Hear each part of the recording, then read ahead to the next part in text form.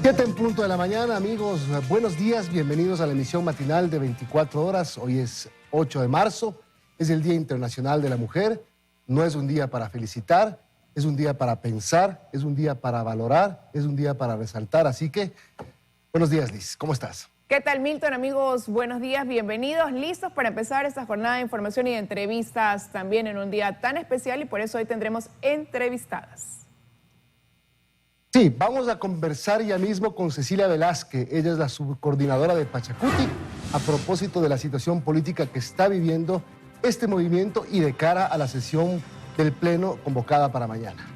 Y también nos acompañará Carla Borbotó. Ella es presidenta de Pacari, de esta industria del cacao, de este chocolate ecuatoriano de exportación. Con ella también estaremos analizando la situación de las emprendedoras a propósito de que Ecuador registra un alto porcentaje de mujeres que se abren paso en ese campo.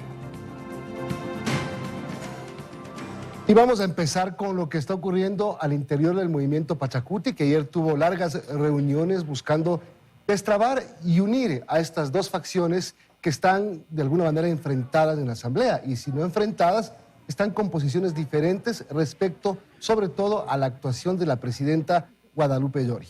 Sí, Milton, y en este Consejo Político, como le decía Andrea Samaniego en su nota, hubo resolución pero no reconciliación. Aparentemente no. Mira que cuando se acabó pues la reunión, que duró varias horas, fue desde la mañana y se extendió toda la tarde, Mireya Pazmiño decía, asambleísta de Pachacuti, decía que igual esta intención de conformar esa comisión va porque va. Pero una de las resoluciones dentro de ese consejo fue darle el apoyo a la presidenta de la Asamblea, Guadalupe Llori.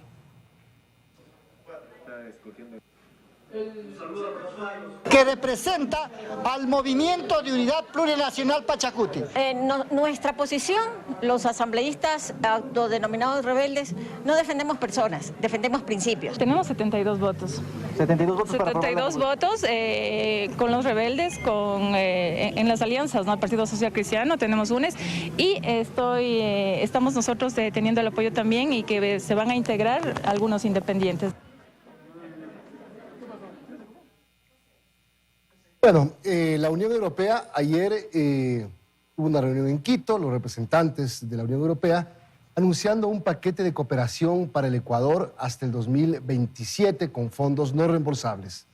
Sí, este paquete de cooperación se debe a la buena dinámica, ¿no?, que hayan dicho, esta buena relación se va a extender del 2021 al 2027 en diferentes ámbitos. Este financiamiento bordea, si hablamos en dólares, sería más o menos 72 millones de dólares, en euros 62 millones. Esas son las cifras de esta cooperación. Cooperación no reembolsable por parte de la Unión Europea, que además ofrece su apoyo para la reactivación económica del país. Y en varios ámbitos, además ofrecen reforzar que entre en una nueva etapa el acuerdo comercial que tiene Ecuador con la Comunidad Europea. Escuchemos. Con un financiamiento bilateral no reembolsable de 67 millones de euros, de los cuales 40 millones de euros se ejecutarán hasta 2024. Este monto se suma a fondos regionales, temáticos, de emergencia, humanitarios y préstamos concesionales. Una balanza comercial no petrolera de casi 4.000 millones de dólares. Con la Unión Europea hemos tenido durante el año 2021, enero a diciembre del 2021, un superávit de casi 1.700 millones de dólares.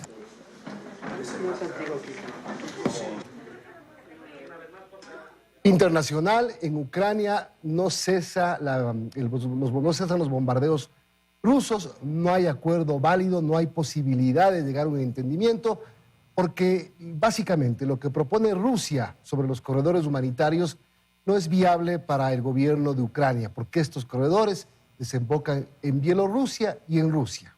Sí, Milton, y dentro de todo esto pues se ha confirmado ya al menos 1.2 millones de refugiados que han cruzado la frontera de Ucrania a Polonia desde que comenzó esta invasión rusa, que cumple ya su 13º día. En esta jornada, recordemos que ya son 7 horas más, ya se han producido pues nuevos ataques por parte de Putin y, como tú dices, un tema en el que también se están dando negociaciones semana a semana, ¿no? Hay un equipo de negociadores de cada uno de los países donde no se logra lo que se anhela, que es poner un alto al fuego, no solamente en corredores humanitarios, sino en general.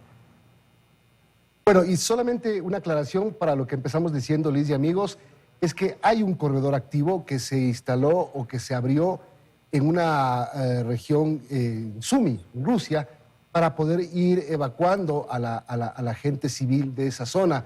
Es un corredor que en algo ayudará a la población civil que está siendo asediada. Ustedes ven, las imágenes son impresionantes. Bueno, y el gobierno ecuatoriano anunció ayer que se gestiona un tercer vuelo humanitario para atraer a ecuatorianos que ya han logrado salir de Ucrania, pero que se encuentran en otros países, lo que se podría concretar al final de esta semana. Milton, recordemos que ya se ha logrado traer a salvo de regreso acá al país a 456 ecuatorianos, ¿no? 449 en estos 2 primeros vuelos humanitarios y 7 que llegaron en un vuelo procedente de México.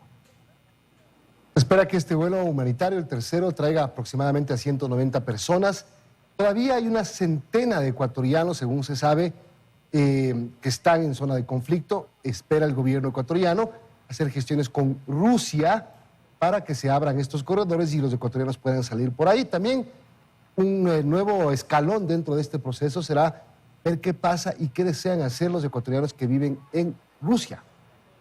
Sí, estaremos pendientes de cómo avanzan esas gestiones en lo que queda de esta semana, ¿no, Milton? Pero como ya lo habíamos mencionado y lo venimos tratando incluso en este espacio, se dan afectaciones también en la parte productiva por este conflicto que hay entre Rusia y Ucrania. De hecho, ya el sector ha entregado al gobierno nacional pues, algunos lineamientos que se traducen en un pedido de ayuda ante la afectación que se está dando al sector, sobre todo exportador.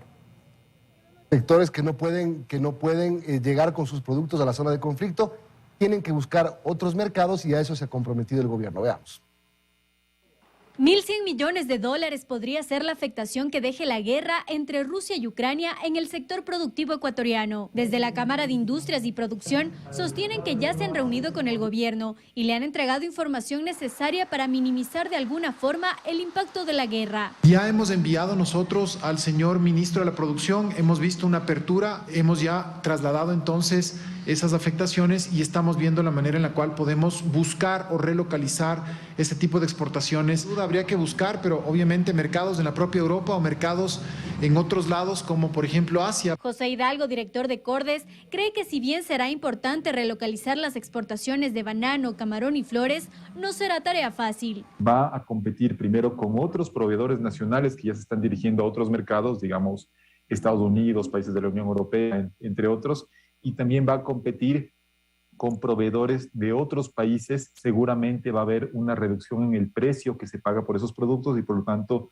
va a haber una afectación al ingreso de divisas por concepto de exportaciones no petroleras. A esta preocupación del sector empresarial se suma el incremento en los precios de materias primas. Materias primas provienen de esos lugares. Por ejemplo, el tema de la urea, por ejemplo, el tema de agroquímicos que se requieren para la producción. Desde el gobierno ya analizan una posible reducción de aranceles o del impuesto a la salida de divisas para paliar las afectaciones. En Quito, Belén Merizalde, 24 horas. El petróleo se mantiene más o menos como el día de ayer, bajó apenas unos centavos el precio. Le dimos la gráfica porque teníamos desactualizada incluso. Ayer estuvo en 122,98 y hoy bajó unos centavitos. El WTI tiene 122,74, Liz. Sí, Milton, en todo caso son precios históricos, ¿no? Como tú decías, el WTI, que es el referente para nuestro crudo, pues con un precio bastante alto, y así también los derivados. Son precios que un precio que comienza a registrarse a raíz de este conflicto Rusia-Ucrania también. Son las 7:12 de la mañana, Milton, y ahora hablar un poco de lo que fue esta reunión entre funcionarios de Estados Unidos y el gobierno venezolano, presidida por Nicolás Maduro, llevada a cabo en el Palacio de Gobierno de este país. Maduro ha calificado de positivo dicho encuentro. Volvemos con temas nacionales y nuevamente para hablar de los efectos del crudo invierno y nuevamente para hablar de la provincia de Cotopaxi. Veamos imágenes porque nuevamente el cantón La Maná es afectado por el desbordamiento de un río. El río Quindingua se desbordó y está ocasionando otra vez problemas a la población.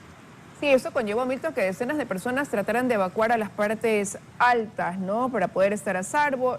Lo que vemos son las calles céntricas. Miren cómo se convirtieron en prácticamente ríos. El agua ha arrastrado piedras, adoquines, todo lo que ha encontrado a su paso. Esto de aquí debido a una fuerte lluvia que cayó la tarde y noche de este lunes. Consecuencias, como tú lo señalabas, Milton, de este invierno, ¿no? Que está todavía en una fase inicial, por decirlo de alguna manera. Bueno, esperemos que no siga trayendo más complicaciones y esperemos que los ofrecimientos del gobierno se concreten lo más pronto posible. Ahora, el presidente Lasso dijo que los excedentes en los precios altos del petróleo, como ya vimos, van a ser utilizados en parte para rehabilitar la infraestructura afectada por el invierno. Está siendo afectada también, por ejemplo, la vía Aloac-Santo Domingo una y otra vez. Sí, Milton, fue cerrada desde la noche de ayer, de hecho, desde las 8:30 de la noche de ayer ya quedó cerrada, y esto de aquí se debe también a los estragos que causa el invierno, a deslizamientos ocurridos sobre todo en los kilómetros 44 y 54, lo que ha convertido a esta en una zona insegura, ¿no? Para precautelar precisamente la seguridad de quienes transitan por ahí, se tomó esta decisión. Para una vía alternativa para llegar a Santo Domingo es la vía Nanegalito, Los Bancos, Las Mercedes.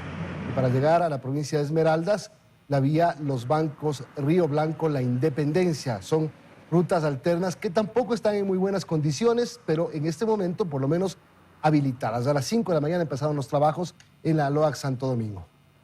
Bueno, a estar informados permanentemente, ¿no? Porque se irá anunciando conforme pasen los días las decisiones que se vayan tomando en cuanto a abrir o no esta vía. Bueno, 7:15 de la mañana y dejamos nuevamente el ámbito local para seguir hablando de lo que también sucede con estas variables del clima en otras partes, como es el caso de Australia.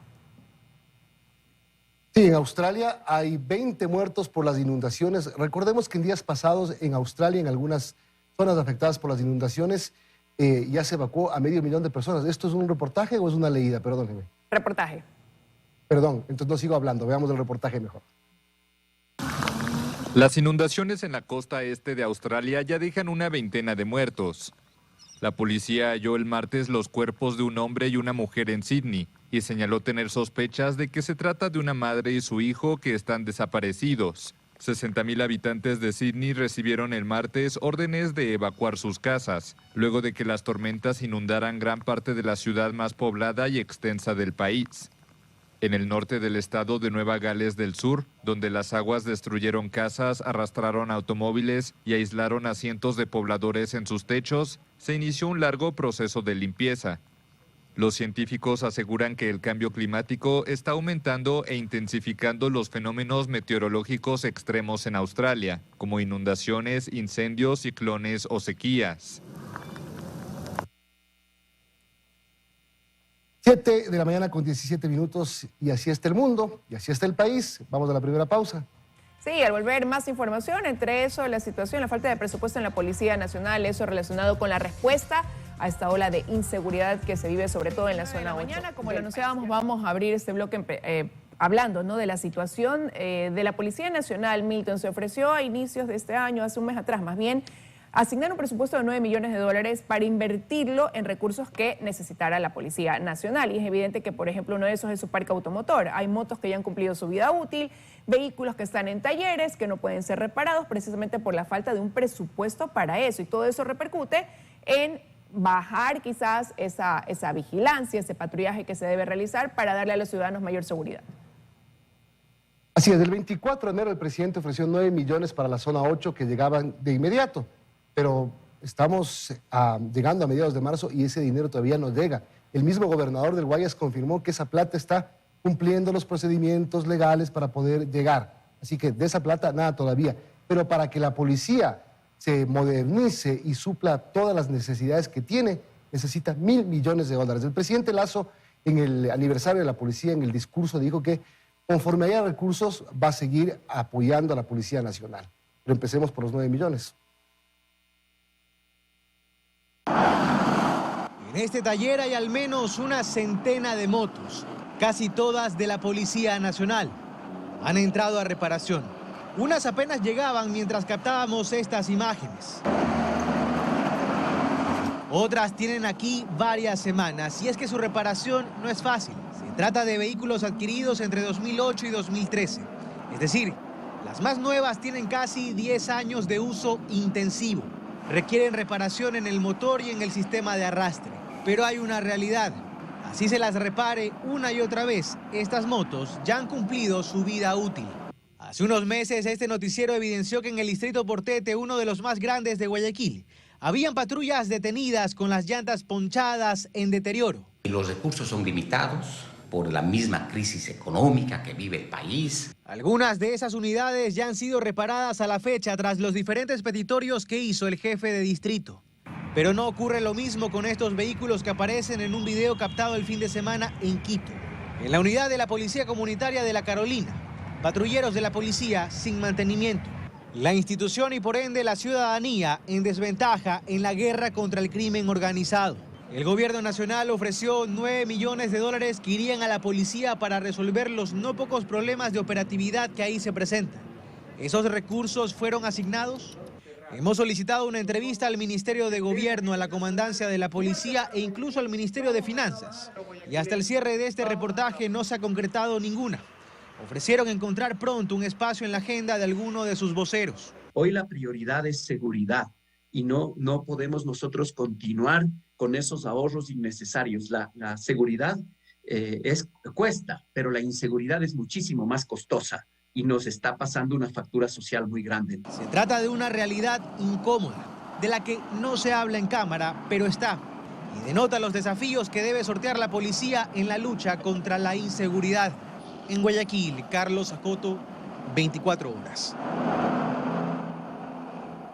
Bueno, y con esas motos y con esos vehículos en esos estados pésimos, ¿cómo se puede combatir a la delincuencia? 18 muertes violentas, 18 asesinatos se produjeron en Guayaquil este fin de semana. Increíble. Sí, Milton, recordarás que el domingo se cerró el fin de semana con un sicariato en el que perdieron la vida 7 personas. Después, en la madrugada de ayer, ya arrancamos la semana también con un ataque similar en el Guasmo, un sector que ya ha sido calificado, ¿no?, como sumamente peligroso, pero sin embargo los hechos se repiten la semana seguida. En esta ocasión, 3 personas fueron las que sufrieron impactos de bala, 2 de ellas niños, uno de 4 y 5 años, el niño de 4 años con un pronóstico reservado. Estos ajustes de cuentas que ha denominado la policía y que van dejando víctimas colaterales. En lo que va del año ya las cifras han superado sustancialmente el porcentaje de víctimas mortales como fruto de este acto delictivo en comparación al año anterior. La pregunta es, ¿qué más tiene que pasar? ¿No? Estamos con una ola de inseguridad en la zona 8 que cada vez va aumentando esas cifras y que obviamente crea el terror en los ciudadanos, el temor, ¿no? Así es, son las 7:24 y vamos a cambiar de tema.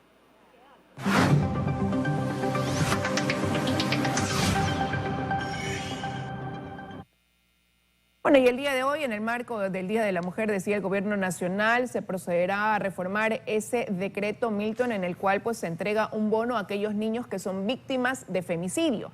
Recordemos que hace 3 años que fue establecido este decreto, lo que también se estipulaba es que tenía que haber una sentencia en ese caso para que el niño pueda recibir este beneficio. Pues ahora lo que se pretende es que se lo dé desde el proceso de investigación. Ese es uno de los anuncios que hizo ayer el consejero presidencial Carlos Gijón, porque el presidente Lasso viaja mañana a Chile a la posesión del presidente Boric, volverá el viernes al país. Es uno de los anuncios que realizó Gijón. También el presidente de la República cumplirá otras actividades y el veto a la ley que despenalice el aborto en casos de violación estaría listo en los próximos días. El veto o su ejecútese, ¿no? Todavía no se ha adelantado qué es lo que va a hacer el presidente, pero la respuesta a la decisión de la Asamblea anunció Carlos Gijón que la van a hacer pública en los próximos días. 7:25 de la mañana. Y los 2 años de pandemia del COVID-19 han deteriorado las condiciones de vida de las mujeres en el mundo, según un estudio, Milton. Así es, la pandemia fue una de las principales causas para la violencia intrafamiliar, para que se agudice la violencia intrafamiliar, muchas otras cosas más que nos ha causado la pandemia del COVID-19, pero en el Día de la Mujer lo importante es resaltar ese trabajo y no callar, seguir adelante. No felicitar, conmemorar y seguir adelante. Dayana Monroy nos trae cifras sobre la mujer. Liz y Milton, buenos días. La violencia sexista está al alza. La agencia ONU Mujeres publicó en noviembre del 2021 una investigación a partir de los testimonios de 16.154 mujeres en 13 países de ingresos medios. El resultado: un 45% de esas mujeres declararon que habían sido víctimas o que conocían a alguna mujer que había sido víctima de violencia desde el inicio de la pandemia. Y también hay información sobre la desigualdad laboral en Latinoamérica. La OIT revela que la tasa de desempleo aumentó y que las mujeres fueron precisamente las más afectadas por la crisis detonada de la pandemia. En 2019, el 10.5% de mujeres estuvo sin empleo, frente a los hombres con el 7.4%. En 2020, esa cifra aumentó al 12.4%, mientras que en hombres se registró un 9.5%. El año pasado, 2021, las mujeres desempleadas se mantuvo la cifra en un 12.4%, y de los hombres, esta cifra se llegó hasta el 8.3%. En cuanto a la alteración de salud mental, también hay investigaciones. La investigación de la ONU revela que 2 de cada 5 mujeres han sentido el impacto negativo de la pandemia en su salud mental. La sobrecarga mental del trabajo doméstico provocado también en ellas mayores riesgos de estrés y de depresión comparado con los hombres. Es la información que tenemos para ustedes. Amigos, aquí nos despedimos.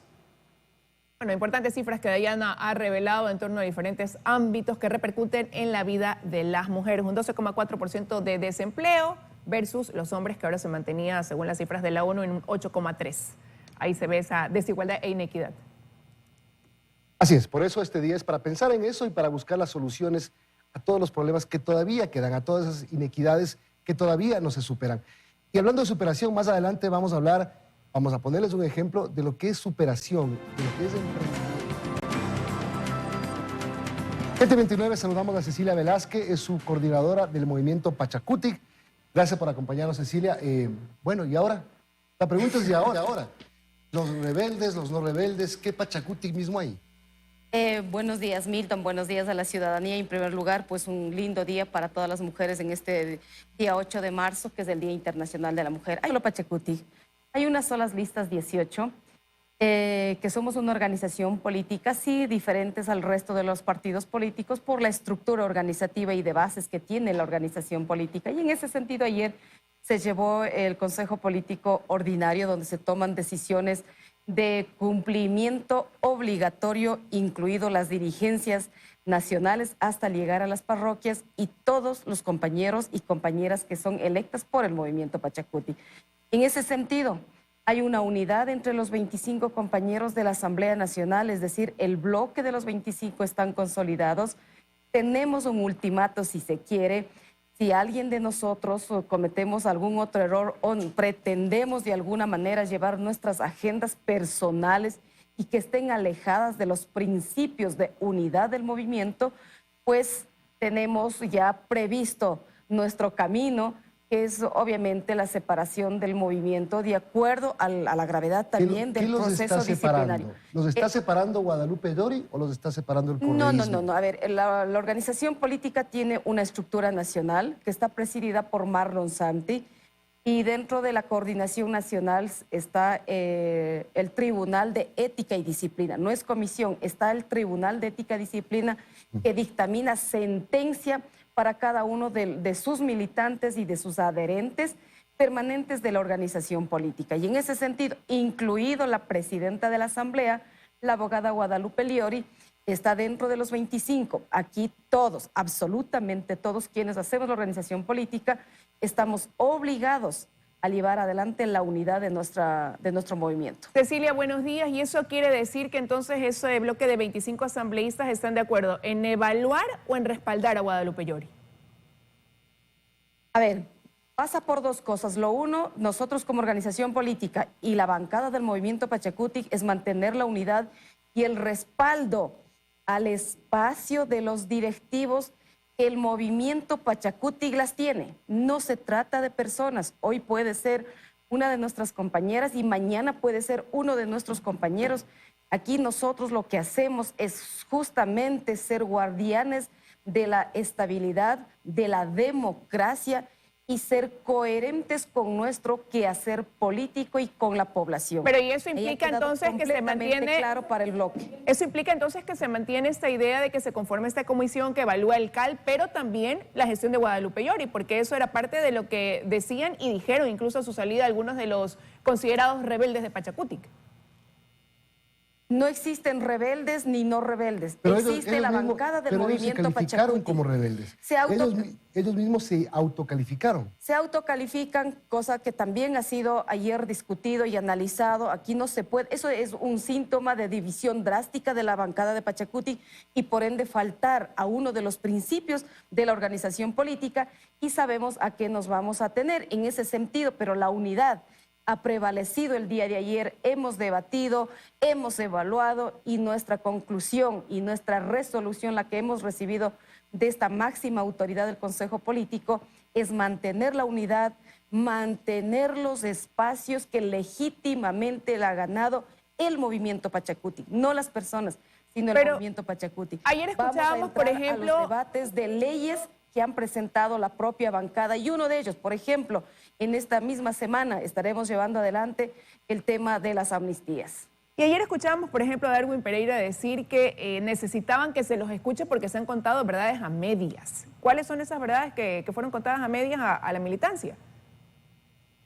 Bueno, hay aspectos muy internos de cada organización política y la debatimos y las solucionamos, si se quiere, al interior de nuestra organización política. Y así lo hemos hecho el día de ayer.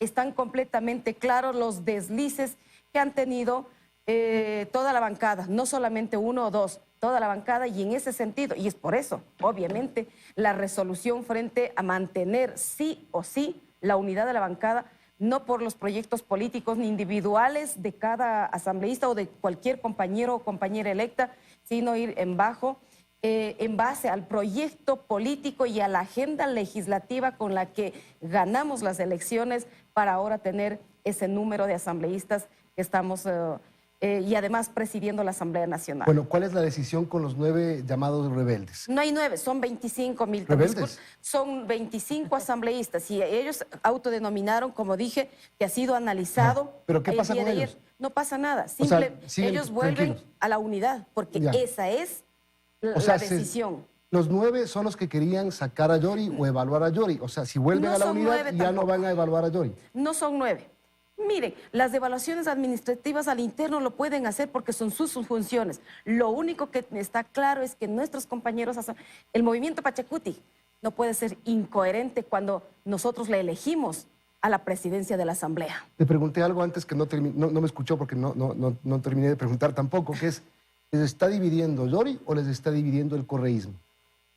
No está dividiendo ni Llori ni nadie, lo único que sabemos es que hay intereses completamente oscuros de aquellos que creen que el movimiento Pachacutic, y de hecho lo somos la tercera vía, que sí defendemos a la población y por eso tenemos el respaldo que siempre la hemos tenido y creo que en esta ocasión ha sido contundente. Sí, son varios partidos políticos que somos la piedra en el zapato para muchos de ellos porque está a puertas de la elección del Consejo de Participación Ciudadana, está para la elección de varias autoridades, así como las elecciones seccionales. Pero de los mismos legisladores de la bancada hay algunos que han expresado que es el correísmo quien los está dividiendo y la pregunta sería, Cecilia, ¿qué no andaba bien entonces para que esos intentos que usted ha señalado pues hayan logrado calar en un determinado momento que los llevó a dividirse previo a este consejo político?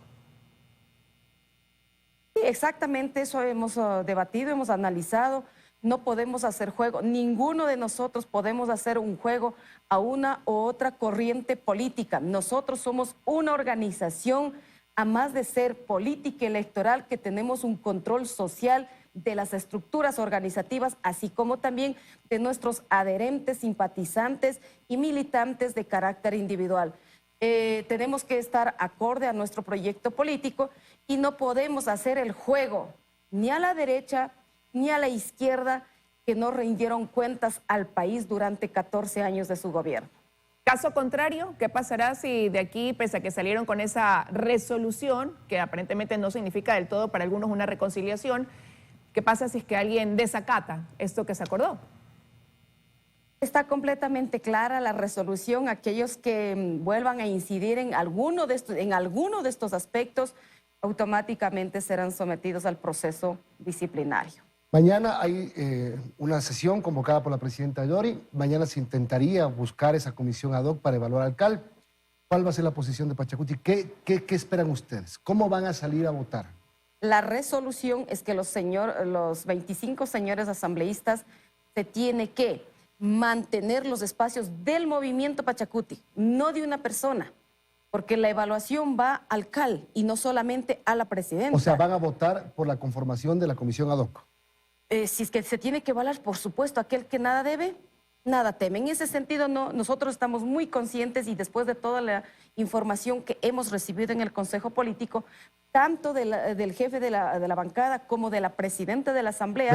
Verá que de evaluar al CAL a buscar destituir a Yori, hay un pasito nomás. No, miren, Claro. que destituyan a aquellos que siempre han buscado la inestabilidad del país y que no aportan a la democracia. Tiene que ser responsabilidad de aquellos que quieran. La bancada del movimiento Pachacuti estamos en la obligación, y nosotros como organización política, de mantener la paz, la tranquilidad, la calma. Necesitamos la gobernabilidad y la estabilidad de esta institución, que es el primer poder del Estado. Y por ello, los 25 señores asambleístas están obligados por una decisión del Consejo Político a respaldar, justamente a mantener ese espacio. Pero dentro del proceso de evaluación, si alguien de los que conforman el CAL no han cumplido con su función, pues también tienen que recibir lo suyo. Pero nosotros, como Movimiento Pachacuti y los 25, estamos en la obligación de mantener estos puestos ganados legítimamente como organización política. Entonces, eso quiere decir que los 25 asambleístas de Pachacuti se sumarían a la bancada oficialista y a la bancada de BAN para evitar lo que la presidenta de la Asamblea, Guadalupe Yori, calificó como una desestabilización de la democracia, un intento de desestabilizar la democracia por parte de las otras bancadas. Yo creería de que no, por ahí nosotros no estamos planteando. Lo único que estamos diciendo es que como movimiento, como bancada, es nuestra obligación ser coherentes y mantener esos espacios que tuvo y que tiene el movimiento Pachacuti. Y sería muy bueno debatir los proyectos de ley que hemos presentado. Son 48 proyectos de ley que presentó la bancada de Pachacuti, de los cuales hasta este momento están calificados 18 y enviados a cada una de las comisiones que hay que debatir, y que el pueblo ecuatoriano está esperando proyectos de ley para que se puedan convertir en política pública y no en estas discusiones bastante, no sé si es el término, domésticas, que tenemos que resolver al interior de cada una de las organizaciones políticas. Dígame. Evaluación sí, destitución no. Por supuesto. Pero eso es como del amor al odio. Pero dentro del... Insisto, Milton, ¿en qué están ustedes? Dentro de la evaluación, si existen procesos que no están acorde, pues hay que recibir esos resultados. O sea, es como en una elección. Alguien tiene que ganar para la presidencia de la República. No pueden ganar dos, hay que uno. Sí, pero Guadalupe Yori ya ganó la presidencia ganó, de la y hay que mantenerlo eso. Nosotros estamos conscientes que ha hecho un buen trabajo y que no ha violentado ningún procedimiento, al menos de procedimiento parlamentario. ¿Para qué van a votar por la evaluación si es que creen que ha hecho un buen trabajo? Nosotros no hemos dicho, si es que quieren... Otros partidos políticos, si están acostumbrados a desestabilizar la democracia institucional, que sean ellos, pero no los 25 que corresponde al movimiento Pachacuti. Bueno, en el Día de la Mujer también es importante resaltar el esfuerzo, el emprendimiento, el salir para adelante, con ejemplos como el que vamos a presentar hoy. Carla Barbotó es la presidenta de Pacari. Carla además fue en el 2014 reconocida como la Mujer del Año por la revista Hogar, y varios otros reconocimientos que, en lugar de perder el tiempo leyéndolos, nos va a contar ella. Carla, como digo, es bueno también hablar de ese esfuerzo que tiene la mujer para salir adelante y para demostrar que las barreras se pueden romper y seguir rompiendo. Sí, hola Milton, ¿cómo estás? Gracias. Por supuesto, creo que es importante también para la mujer poder esforzarse y hacer lo que sueñe. O sea, creo que no tiene que haber limitaciones en lo que la mujer se proponga. Entonces, muchas veces imponen eso. Entonces, yo creo que tener unas expectativas grandes de la vida de cada uno nos va a permitir para poder esforzarnos y llegar donde queramos, donde decíamos. Y siempre es más difícil para la mujer. En verdad es así, en verdad qué cosas que tienen que terminar, tenemos que ir entendiendo para que no tengamos que hablar de esto comúnmente, porque normalmente, lamentablemente, lo hacen. Sí, o sea, yo creo que sí, es más difícil para las mujeres, definitivamente, no podemos negarlo eso. Yo desde que empecé no sentí eso, que sea difícil. Creo que también es las limitaciones que uno puede ponerse también en su cabeza, o puedes tú autolimitarte. Entonces creo que también es parte de lo que hablábamos hace un momento. Creo que tienes que estar en un mindset o en una posición en la que tienes que entender que se puede hacer independientemente si eres mujer. O sea, creo que si estás bien capacitada, por eso es tan importante que las mujeres también estemos capacitadas para que si podamos ocupar liderazgos o posiciones que a veces, muchas veces son para hombres, ¿no? Entonces, para poder estar en estos espacios, creo que es tan importante para las mujeres capacitarse para ganarnos ese puesto, no solamente porque somos mujeres, sino realmente por nuestro esfuerzo. Entonces, las limitaciones nos ponemos nosotros. O sea, definitivamente es un poco, hay más retos para las mujeres, pero si nos proponemos, pues podemos sobrepasarlas. Carla, buenos días, pero quizás también resaltar cuál es quizás esas cualidades o esa fuerza, no ese motor que tienen las mujeres, porque hay un estudio que se hizo a 50 naciones, lo hizo la Global Entrepreneur Research Association, que revela un dato interesante del país. Dice que el 33,6% de mujeres emprenden. El problema está en que toman esa decisión, pero no lo logran sostener en el tiempo, en la mayoría de ellas. ¿Cómo quizás entender esas cifras, no? Sí, o sea, yo creo que a las mujeres nos pasa eso, comenzamos a emprender y luego en el camino, y no solo a las mujeres, o sea, el emprendimiento también tiene ese tiempo de vida. Dicen que después de los 3 años ya se vuelve más complicado, más difícil tener la empresa. Pero yo creo que también no solamente es para las mujeres, creo que muchas veces tenemos otros roles que tenemos que hacer las mujeres y se nos vuelve complicado poder tener una empresa. Seguramente yo creo que una de las razones puede ser armar un buen equipo para que esto no pase, tener un buen equipo. Y también cuando uno empieza un emprendimiento es bien importante fijarse que sea un emprendimiento de oportunidad, no de necesidad. Muchas veces las personas, no solamente las mujeres, se comienza con un emprendimiento que es de necesidad. Entonces, cuando empiezan estos emprendimientos de necesidad, muchas veces pasa lo que tú dices, pero si se busca estos emprendimientos de oportunidades, pues pueden ser negocios que pueden funcionar a largo plazo. Y usted decía en algún momento en una entrevista realizada por un medio impreso, decía que el camino no ha sido fácil, pero tampoco imposible, y que aquí una clave es mantener ese timón de la felicidad, ¿no? Y lo han logrado mantener. ¿Cómo se logra entonces, más bien, que esa emoción inicial pueda llevarnos a prosperar en un emprendimiento que ya hemos comenzado, que es lo que ustedes han logrado? Claro, Liz, creo que lo que acabas de decir es muy importante. Creo que nuestra empresa tiene un propósito. El propósito que tiene era justamente cambiar esa estructura que teníamos, que era una estructura de exportar la materia prima y mejor dar el valor agregado aquí en el país. Entonces, generar más economía en nuestro país y poder distribuir mejor este dinero en toda la cadena de valor. Creo que este propósito, que es tanto ambiental y social, porque todo lo que nosotros producimos es orgánico, lo que significa que no estamos intoxicando a la tierra que está siendo cultivada. Entonces, con este propósito social y ambiental, es un reto, como tú dices, es un camino que no es un camino de velocidad, sino de mucha perseverancia. Y lo que te ayuda a seguir cada día es este propósito. Te da una gasolina, te da una motivación, te da una alegría para poder seguir adelante. Y creo que todo esto también parte desde hacer las cosas con amor, o sea, desde la perspectiva de que todos estemos bien.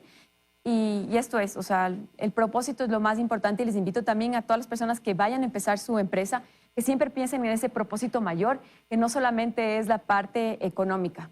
En este sector en el que tú te desenvuelves, hablemos del encadenamiento, que también es bien importante. El encadenamiento que va desde el inicio de una producción, que también emplea mujeres, que también ayuda a comunidades. Luego la fábrica, que también emplea mujeres. Cuéntanos un poco de eso, porque el encadenamiento de este sector, trabajan en el cacao, en el mejor cacao del mundo, como nosotros lo decimos y como nos lo reconocen afuera, además. El cacao fino de aroma ecuatoriano. Sí. Entonces, esto tiene hacia atrás un montón de posibilidades. Un montón de posibilidades. Para la mujer. Para la mujer, por supuesto. O sea, trabajamos con alrededor de 3.500 agricultores de pequeña escala. Y dentro de eso también hay mujeres que nos entregan el cacao. Hemos cambiado también un poquito esa estructura, porque el saco del cacao pesa 100 libras y entonces muchas veces las mujeres no nos podían entregar este cacao. Lo que hicimos fue cambiar este peso de cacao, este peso del saco del cacao, para que las mujeres nos puedan entregar. Y de esta forma también ellas reciben directamente el dinero. Entonces, cuando una mujer recibe directamente el dinero, lo ve distinto en su casa, o sea, se distribuye mucho mejor en los hijos, ¿no? No es que tengo nada en contra de los hombres, pero básicamente la mujer está mucho más en contacto con los hijos, entonces se puede distribuir de una mejor manera. Asimismo, hacemos nosotros, o siempre pedimos que X cantidad de mujeres nos entreguen el cacao para poder revisar y poder coordinar y poder asegurarnos de que las mujeres están entregándonos el cacao y que está llegando el dinero a ellos. Por otra parte, en la fábrica, lo que tú decías, claro, es toda una cadena de valor, ¿no? Desde los agricultores, luego viene acá a Quito, nuestra fábrica, y ahí trabajamos, la mayoría somos mujeres, o sea, 60% de las personas que trabajan con nosotros aquí en Quito son mujeres. Entonces, también nos alegra mucho, porque creo que es muy importante cuando alguien está en la parte directiva, ve con otros ojos y también trata de hacerle un entorno mucho más equilibrado, mucho más equitativo. Bueno, y eso iba, no se dice 60% de mujeres, pero porque quizás hay una mujer a la cabeza que reconoce eso. Pero cómo ir abriendo ese espacio también para que no tenga que radicar en que si quien preside es una mujer o un hombre, el que se pueda ver esa diferencia, ¿no? O esa igualdad. Sí, totalmente. O sea, yo creo que estamos dando pasos como humanidad para llegar a la equidad, pasos lentos, pero por ejemplo este espacio que estamos ahorita teniendo, la visibilidad de que me están entrevistando es muy importante, porque eso es lo que necesitamos ahora, que haya más mujeres que también estén hablando para poder ser más como mujeres que también quieran ser como personas que están ahorita, por ejemplo en mi caso, y también los hombres comienzan a ser más sensibles, también comienzan a ser un poco más empáticos al momento en que ven que mujeres también están tomando estas decisiones. Entonces, ¿cómo hacemos esto? Dando estos pasos de visibilidad, poniendo a personas más y creyendo que las mujeres también tienen oportunidades para estar en esto. Pero ya hace un momento, Carlos, usted decía, nosotras nos ponemos las limitaciones. ¿Cómo las vencemos? ¿Cómo vencemos también a veces ese espacio que gana el miedo? Sí, es que el miedo, muchas veces nosotros somos nuestros propios enemigos, ¿no? O sea, somos los que más nos limitamos en hacer las cosas. Creemos que hay posiciones en las cuales no podemos estar porque generalmente han sido para los hombres. O muchas veces también pensamos que tenemos que estar en casa cuidando a los hijos, lo cual creo que es tan importante. Y, por ejemplo, en mi caso, creo que la plataforma familiar, y eso lo entendemos también con Santiago, pero es llegar a un consenso en que no solo la mujer es la que tiene que tener ese rol, sino que también se puede colaborar con el hombre para que la mujer también se pueda desarrollar. Pero creo que la plataforma familiar es muy importante porque eso es lo que va a permitir ser ciudadanos positivos en un futuro, ¿no? Entonces, creo que es un trabajo también en equipo con el hombre para poder conversar y llegar a un acuerdo para que los dos nos podamos desarrollar y no solamente uno. Regreso al tema de la mano de obra. 60% de mujeres en la fábrica. En el campo, ¿qué porcentaje se puede tener? La mujer en el campo a veces tiene tareas específicas, sí, porque dicen que es mejor para ciertas cosas como para la cosecha, para algunas otras cosas. Pero por ejemplo, el tema de la mujer afrodescendiente es las zonas rurales. A la fuerte inmigración de los hombres, las mujeres realizan casi el 100% de las tareas agropecuarias. Apenas el 25% aparece como propietaria y solo el 14% aparecen como socias de cooperativas. Estas son las cosas que todavía tienen que irse rompiendo. Pero en el tema del cacao, ¿qué porcentaje de mujeres participan en el campo? Mira, yo creo que en la costa es mucho menor que en la Amazonía. Es increíble ver cuando tú vas a la Amazonía, tú le ves a las mujeres cómo van cargando sus canastas y van cosechando y van trayendo diferentes productos del campo. Entonces las mujeres tienen un rol muy importante en la Amazonía. En la costa creo que es un poquito menos lo que tú dices. Entonces yo creería que dentro de nuestros agricultores un 10% nos entregan el cacao a las mujeres. Obviamente tenemos que incrementar ese porcentaje, que es un proceso que se hace, ¿no? Que no es de la noche a la mañana, es un proceso. Nosotros acabamos de cumplir, o este mes estamos cumpliendo con Pacari 20 años, ¿ya? Y ha sido un proceso que parece que es largo, pero así es, o sea, me han dicho, es largo, es un proceso que se va haciendo todos los días y vamos avanzando. Ojalá vayan cambiando esas cifras que tú dices, y eso es lo que estamos apostando. Dentro de nuestra empresa justamente es eso. ¿Cómo hacemos para que las mujeres también se involucren más? Bueno, ojalá sea así y ojalá esas barreras se sigan rompiendo y no tengamos que seguir normalizando el hablar de este tema. Así es. Liz tiene más preguntas todavía. Sí, ¿no? Y también quizás, Carla, desde esa experiencia, ver cómo esto de aquí redunda en otras situaciones, ¿no? En ese cambio, aquellas mujeres que tienen esa oportunidad, ya sea en la fábrica o en el campo, de mejorar esa situación ya en su casa casa adentro, ¿no? Incluso lo que puede repercutir en disminuir también índices de violencia. ¿Cómo esto genera un cambio? Sí, o sea, yo creo que el cambio que cuando las mujeres comienzan a estar más en la parte económica, pues también genera un cambio. Lo que tú dices, la violencia es muy grave, ¿no? Pero, o sea, hay que definitivamente trabajarlo. Muchas veces los hombres en el campo es donde se ve más de este tema de violencia, porque no les gusta que las mujeres salgan adelante. Creo que es un trabajo de educación en la cual toda la sociedad tenemos que trabajar desde nuestro metro cuadrado en el que estamos, entendiendo que nosotros estamos en el cacao, en el campo, estamos ayudando a las mujeres para que nos entreguen.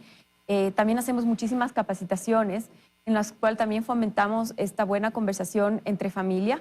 Y por otro lado, también tenemos que darnos cuenta que las mujeres somos las que educamos al 50% de la población, que en este caso son hombres. Entonces también recae en la educación que nosotros les damos a nuestros hijos desde pequeños para que comiencen a ser unos hombres mucho más respetuosos y que puedan a futuro, pues entonces dar oportunidades más a las mujeres sin pensar que se les está quitando una posición a ellos. Y esto creo que es la parte que es importante. No es querer quitarle una posición, sino más bien llegar a la equidad, que todos estemos bien. Gran reto y desafío que tenemos, ¿no? Como madres también en eso.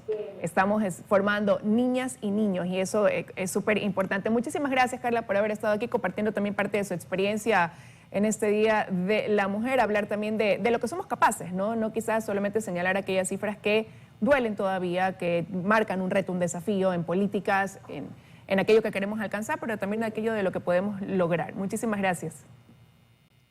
Gracias a ti. Vamos a una